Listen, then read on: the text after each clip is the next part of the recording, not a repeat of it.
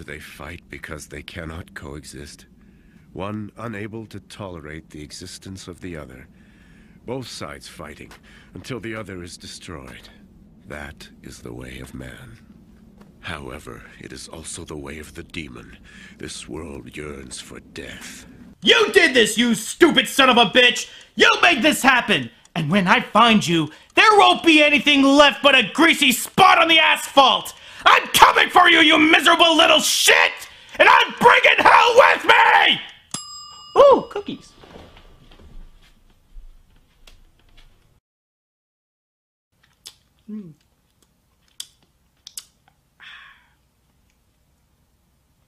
What was I talking about again? Right. Donovan is our actual protagonist, and I can already feel my life draining away. I am well aware that he was the main character of the game, and it's only natural that he should be the lead in the anime adaptation as well, but you can't tell me with a straight face that anyone played the games because of Donovan of all characters. This is an adaptation where you adapt from the source material. This is why Naked Lunch actually makes sense. Fenway! Some sense. In any case, Donovan comes upon a small church who is trying to protect a young girl named Anita, as she's been made a target by the Dark Ones, and this has the rest of the hamlet on edge. If we don't do something soon, those Dark Ones are gonna come here and kill all of us, too. He's right. It's kill or be killed. Let's do them before they do us. Not yet. We've got to talk to the priest first. I know you're all angry, but let's not forget who's our real enemy. You've got to calm down. Screw you, I'm sick of waiting to die. Yeah, let's all go to the church. Let's kill them before they kill us. Yeah! Kill the girl, cut her throat, spill her blood. See? Aren't you glad you read Lord of the Flies in high school now? So, the mad mob comes and burns down the church and nearly lands a shot on Anita, but Donovan makes the save. But doesn't make the save on the dozen or so innocents that died a horrible burning death. Fuck you, Donovan.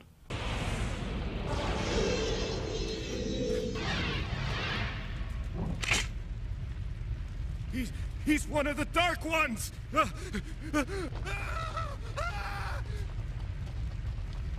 Once again, the dark power has come forth from me. Yeah, your horrible dark powers just saved someone, you complete dolt. Shut the fuck up! Anita and Donovan trade infuriatingly glib observations of human duality before Anita just says fuck it and joins Donovan on his quest for ultimate emo. Need I remind you that this is supposed to be a story about a bunch of monsters fighting in front of a fetus god? And if you think Donovan is being a self-important douchebag, well, it's because he is, but you don't know the meaning of the word until you've heard what's supposed to be the title intro to these episodes. On the faces of those who live in the light can be seen a sort of death mask, while those who live in the dark seem content to remain in their unlit vaults and crypts. Of what worth is one's will to fight? What worth when the blood that sprays forth from violated flesh seems to find new freedom in its release? My Tekken will create the destruction of the devil and the renewal of the gods. What is a man? A miserable little pile of secrets! What the fuck are you talking about? The blood that sprays forth from violated flesh? I've read Stabbing Westward lyrics that were less inane. God, even Trent Reznor would tell this guy to cheer the fuck up. So, at the end of the first episode, I bet you're all wondering what happens in the next episode. Well, I'll tell you, abso-fucking-lutely nothing. No, I'm not joking. Donovan is sent after Bishamon, a cursed soul in demonic armor. They fight for a bit, and then they have a 10-minute powwow about how Donovan should take some Prozac. Live on, and show me the way. Do not be tempted by the dark, and show me the true path of man. Not be tempted by the dark. Show the path of man. It may be only a dream. I would that it not end as a dream. For that dream is no less than that which we have lost. That we have all lost. Oh, for the love of... It's like if Rust Cole from True Detective was your therapist. And none of this matters at all. Bishaman takes up his cursed armor again, and Donovan continues his pity party for another 2 episodes after he's rescued by Mei Ling and her Chinese vampire sister, Xian Ka. How in the hell did they know where to find Donovan? Fuck, I don't even know if I'm pronouncing Xian Ka right.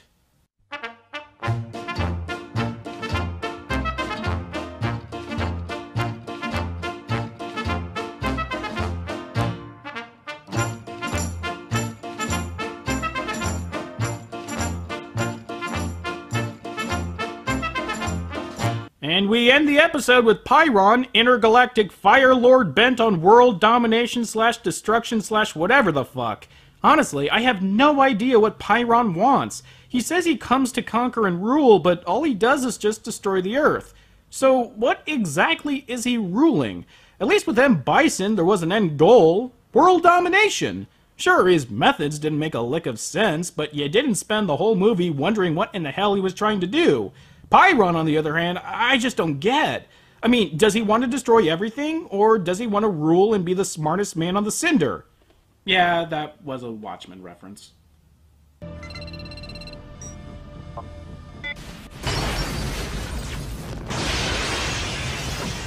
If the 3 were to converge, probability says even Pyron himself would perish. Yeah, that never happens.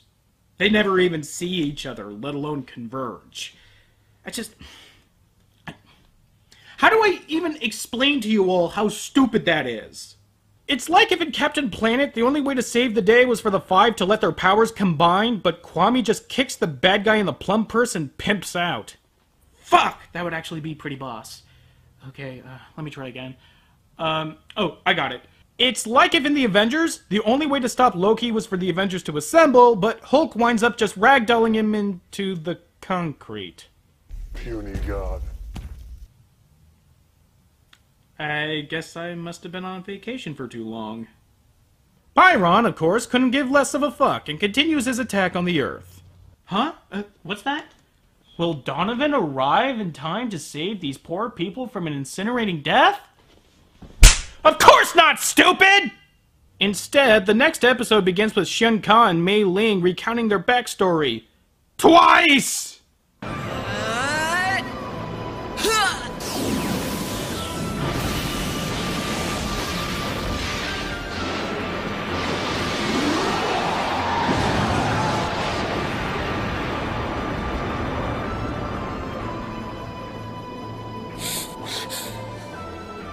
It's the comet!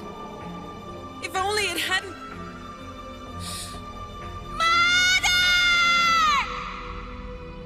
I'm so not joking. They showed that exact same scene where their mother sacrifices herself to save the world from Pyron's comet 10 minutes later.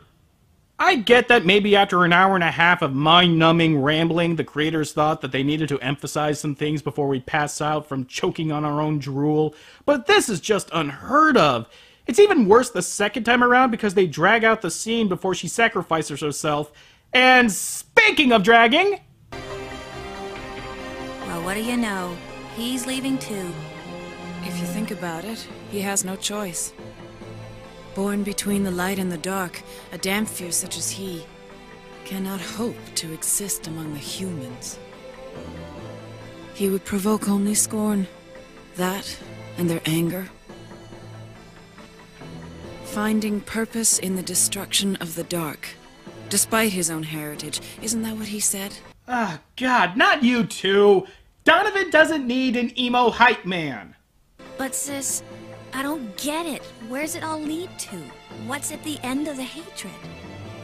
Loneliness, perhaps? Fuck me, now you're joining this 3-point harmony too, Xian Ka? You have any other inane musings you want to throw at me while you're at it? He'll continue it, you know, this lonely one-man fight. Self against self.